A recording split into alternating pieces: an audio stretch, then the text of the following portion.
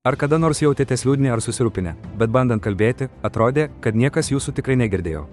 Tai sunkus jausmas, ar ne, kai viskas, ko jums reikia, yra, kad kažkas klausytųsi, nesakydamas, ką daryti. Susipažinkite su Maja, gera ir atsidavusią mergaitę, kuri mėgo sėti sėklas savo mokyklos sodo projekte. Šiandien, deja, jos įprasta šviesią šypseną slėpė nerimo ir didelio nusivylimo debesis. Jos specialus saulėgrąžų projektas, kurį ji su didelė meile puoselėjo daugelį savaičių, nesisekė taip, kaip ji tikėjosi. Maži žali daigai liūdnai vysto, ir ji negalėjo suprasti, kodėl taip nutinka, nepaisant visų jos pastangų. Maja pastebėjo savo draugą Leo prie mokyklos sūpuoklių, laimingai kramtantį traškų žalią obuolį. Leo, ji pradėjo, jos balsas buvo švelnus su virpesio atspalviu, mano saulėgrąžų projektas nesiseka, ir aš dėl to labai nusiminiau. Leo iškart nustojo suptis, jo akys plačiai atmerktos nuo nerimo ir greito noro padėti. O ne, Maja, ar tu kiekvieną dieną naudoji pakankamai vandens? Galbūt pasodinai netinkamoje, pavėsingoje vietoje. Pirmiausia, turėjai atidžiau patikrinti dirvožemio tipą.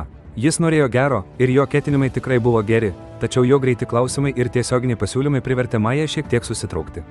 Ji tiesiog norėjo pasidalinti savo sunkiais jausmais ir širdies našta, o ne gauti sąrašą visų galimų klaidų, kurias ji galėjo padaryti. Vienatvės banga užplūdo Mają, ji jautėsi nesuprasta ir tikrai vieniša savo liūdesyje. Atrodė, kad niekas tikrai nesuprato jos pastangų gilumos ir vėlesnio širdies skausmo. Gerai, Leo, manau, ji sumurmėjo, jos pečiai nusileido, kai ji lėtai nusisuko. Ji jautėsi dar blogiau nei anksčiau, tarsi jos jausmai nebūtų svarbus, o tik praktinė problema, kurią reikia išspręsti. Vėliau tą ramų popietę Maja pamatė savo kitą draugę Sarą, ramiai sėdinčią ant atokaus parko suoliuko, pasinirusią į įdomią knygą. Sara visada elgėsi ramiai ir švelniai, o jos išraiška buvo maloni ir apgalvota. Maja akimirką dvejojo, tada surinko drąsą ir lėtai nuėjo prie savo draugės. Sara, ji pasakė, jos balsas vis dar šiek tiek virpėjo, ar galiu su tavimi pasikalbėti kelias minutės? Esu tikrai nusiminusi dėl savo saulėgrąžų projekto. Sara švelniai uždarė knygą ir atsargiai padėjo ją šalia savęs ant suoliuko. Ji pažiūrėjo į Mają šiltomis, supratingomis akimis, kurios tarsi kvietė nuoširdžiumui. Žinoma, Maja, kas tikrai slegia tavo mintis ir taip stipriai užgula tavo širdį, švelniai atsakė ji. Maja tada lėtai išliejo savo širdį, išsamiai paaiškindama, kiek laiko ir kruopštaus darbo ji su meile įdėjo į visą projektą. Jie apibūdino savo gilų nusivylimą, augantį pasimetimą dėl vystančių augalų ir tylę baimę visiškai nepasisekti prieš savo klasę. Sara nė karto nenutraukė Majos, taip pat nesiūlė jokių greitų sprendimų ar neatidėliotinos pagalbos. Ji tik švelniai linktelėjo, įdėmiai klausydama kiekvieno žodžio, tikrai įsisavindama Majos istoriją be jokio smerkimo. Kartais ji tiesiog ir nuoširdžiai pasakydavo, tai skamba tikrai sunku ištverti, arba puikiai suprantu, kodėl tokioje situacijoje jaustumėtės tokia liūdna ir nusivylusi. Ji leido Majai kalbėti laisvai. Sara leido Majai kalbėti, kol visi jos rūpesčiai, baimės ir nusivylimai pagaliau išėjo į atvirą erdvę, nebepriklausydami viduje. Po to, kai Maja baigė kalbėti, nusileido patogi, rami tyla, užpildyta tik tolimų linksmų paukščių čiulbėjimų ir lapų šlamėjimų. Labai ačiū, Sara, pasakė Maja, tikra, maža šypsena pagaliau pasirodė ant jos lūpų, palengvinanti įtampą jos veid. Jaučiuosi daug geriau vien kalbėdama apie tai, tikrai.